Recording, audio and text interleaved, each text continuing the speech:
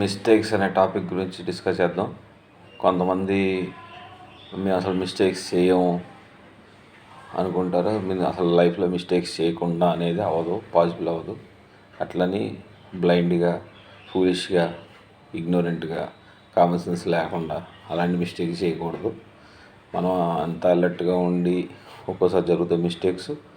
వాటిని మనం నేర్చుకోవాలి. వాటి నుంచి మిస్టేక్స్ ఏం జరిగింది, ఏం కరెక్షన్ చేయాలి, ఏం ఇంప్రూవ్మెంట్ చేసుకోవాలి, ఏం ప్రాసెస్, సిస్టమ్, థాట్ ప్రాసెస్ ఏంటి, ప్రీ ప్లానింగ్ ఏం చేసుకోవాలి, దానికి మళ్ళీ రిపీట్ కాకుండా మిస్టేక్, అది పద్ధతి.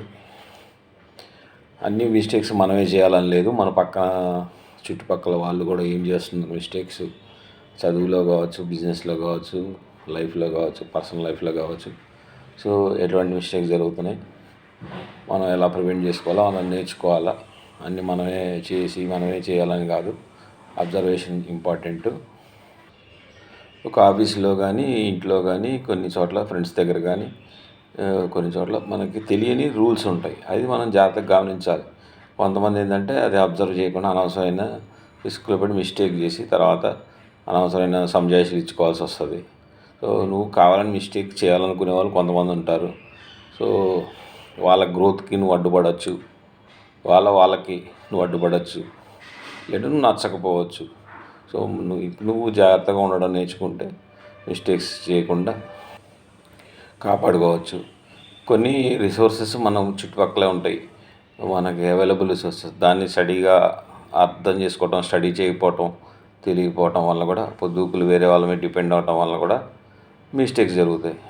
వేరే వాళ్ళు ఎక్కువ చెప్పకపోవచ్చు కదా, లేదంటే రాంగ్ ఇన్ఫర్మేషన్ ఇవ్వచ్చు. సో ఉన్న రిసోర్సెస్ని కరెక్ట్ యూజ్ చేసుకోవటం కూడా నేర్చుకోవాలి. మన ఇండియాలో మిస్టేక్ అనగానే అది పెద్ద పాపంలాగా ఉంటుంది. కానీ ఫారెన్లో